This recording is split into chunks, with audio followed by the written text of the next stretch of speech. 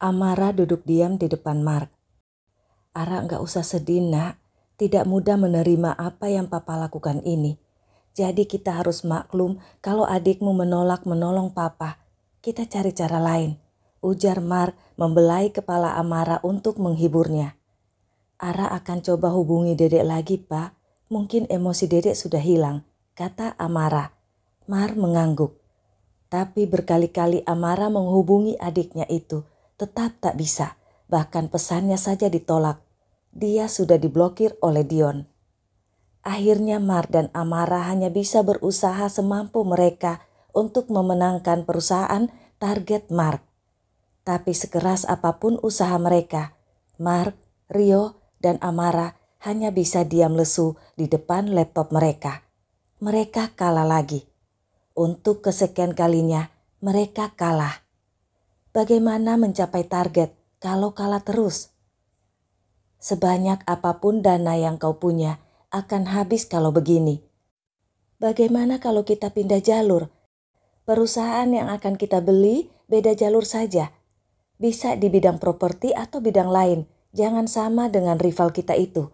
Mungkin dengan begitu kita tak perlu rebutan, kata Rio memberi saran. Mark mengangguk. "Kita akan coba," kata Mark. Tapi dalam pikiran Mark, dia sangat penasaran siapa lawan tangguh yang mengalahkan mereka berkali-kali itu. "Tak usah kau pikirkan bro, mereka pasti punya tim IT, juga pasti punya modal dana yang besar. Kita belok arah saja," ujar Rio lagi. Dan Mark terus mencoba. Tapi setiap dia mengincar satu atau lebih perusahaan di bidang lain, dia tetap kalah. Mark, Rio, dan Amara jadi penasaran. "Siapapun orang itu, apa dia mengincarmu bro? Mereka seperti mengikuti pergerakanmu dan selalu memotong jalanmu. Kita kalah terus. Nama ID orang itu berbeda dari sebelumnya. Apa dia orang yang sama tapi menggunakan nama yang berbeda?" Rio menjadi emosi. Mar dan Amara diam. Mar sangat yakin hanya Dion yang bisa mengalahkan mereka. Tapi tak mungkin Dion yang melakukannya kan? Anak itu tidak tahu apa-apa perihal jual beli perusahaan begini. Lagi pula, dari mana dia mendapatkan uangnya? Bahkan untuk beli satu perusahaan saja, uang si kembar tiga itu tak cukup. Mar memberi mereka uang masing-masing 500 juta. Sekalipun digabung, tetap belum cukup kecuali untuk membeli perusahaan yang kecil. Tapi perusahaan yang diincar Mar bernilai di atas 3 miliar. Sudah jelas uang dari si kembar tiga tidak akan cukup. Atau Alana memberi mereka uang juga? "Nak, apa adik-adikmu itu memiliki tabungan lain selain yang papa berikan?" tanya Mar pada Amara. Amara langsung menggeleng. "Selain yang dari papa, kami punya tabungan masing-masing tapi dipegang oleh Momi. Tak boleh dipakai karena tiap hari ada uang jajan. Uang tabungan itu tetap Mami yang pegang sampai kami nanti berumur 18 tahun, Pak. Ara dulu juga begitu. Setelah 18 tahun baru Mami izinkan Ara pegang sendiri. Adik-adik gak mungkin punya uang segitu banyak. Papa kan tahu Mami sangat ketat pada kami," jawab Amara. Mar terdiam. Amara benar. Mar sangat tahu Alana sangat sayang pada anak-anak, tapi tidak sembarang memanjakan mereka. Jadi sangat tidak mungkin kalau Dion atau anak kembarnya yang lain yang jadi rivalnya. Lagi pula tidak mungkin anak-anaknya itu menjatuhkannya, bukan? Lalu siapa lawannya? Di ruang CCTV Rumah Putih, Dion memeriksa laptop yang disembunyikannya di situ. Dia memantau pergerakan Mark, lalu setelah itu dia kembali ke kamarnya. "Sebaiknya kita membeli rumah Oma dulu. Kita pakai uang yang dari Paman Andre, nanti uangnya kita ganti lagi. Soalnya hanya beberapa bulan lagi ulang tahun Oma. Beli rumah kan butuh waktu untuk mengurus surat-suratnya," kata Dewa saat Dion muncul. "Itu sedang dalam proses Kak Dewa, Om Maik akan mengurusnya. Dika sudah bilang ini rahasia, jadi Om Maik paham. Pembeli dan pembayaran atas nama orang lain. Setelah itu baru diurus balik nama ke Oma Mika," urai Dika. Dewa menatap adiknya itu, merasa bangga pada Dika. Tidak sampai sebulan kemudian, Maik si pelindung masuk ke kamar Dion melapor pada si kembar tiga. Rumahnya sudah dibeli, sudah lunas, sekarang lagi proses balik nama. Om butuh data dan surat-surat Nyonya Mika sebagai pemilik nantinya. Gimana cara memintanya? Nyonya Mika kan gak boleh tahu, tanya Mike. Dika keluar kamar dan beberapa saat kemudian masuk lagi membawa map. Dika sudah siapkan Om, yang asli dan fotokopi ada. Tolong Om jaga ya, jangan sampai hilang. Untuk sementara, Oma tidak akan bakal tahu karena Oma pasti tidak akan mencarinya. Tidak akan butuh surat-surat ini. Jadi tolong dipercepat prosesnya Om. Tidak apa-apa bayar lebih, kata Dika menyerahkan map itu ke Mike. Sekali lagi Dewa menatap Dika dengan takjub. Mike memeriksa map yang diterimanya. Oh ya, harga rumah itu lumayan murah dari harga pasaran. Jadi uangnya masih lebih banyak. Setelah balik nama nanti, uangnya akan Om balikin, kata Mike lagi. Murah? Kok bisa? Bukannya bulan lalu Kak Dewa mengajukan tawaran 1 juta saja sama pemiliknya gak bisa kurang. Kok bisa murah? Tanya Dion heran. Tapi Mike hanya tersenyum. Dia mengedikkan bahunya dan keluar dari kamar Dion. Pemilik rumah itu benar-benar pelit dan perhitungan. Bahkan surat-surat pun dia tak mau tanggung biayanya. Maunya terima beres dan uangnya utuh. Mike menjadi jengkel. Dia mengatur strategi dan menyuruh anak buahnya untuk mengerjai pemilik rumah yang pelit dan judes itu. Hanya hitungan hari, pembantu di rumah itu mengeluh, melihat hantu dan merasa diganggu makhluk-makhluk aneh.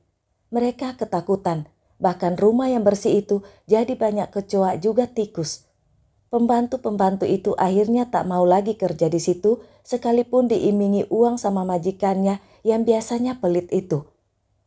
Para tetangga juga mengaku pernah melihat sosok berbaju putih di tengah malam di halaman rumah atau di lantai atas rumah itu. Rumah itu pun jadi perbincangan para tetangga juga area sekitarnya. Anak buah Mike memperkeruh situasi itu dengan menyebarkan gosip rumah itu berhantu. Bahkan anak, menantu, serta cucu yang tinggal di rumah itu pun ketakutan dan memilih meninggalkan rumah itu. Rumah itu jadi kosong dan jadi tontonan orang-orang yang lewat ataupun orang yang sengaja datang ke rumah itu untuk melihat hantu karena berita yang tersebar.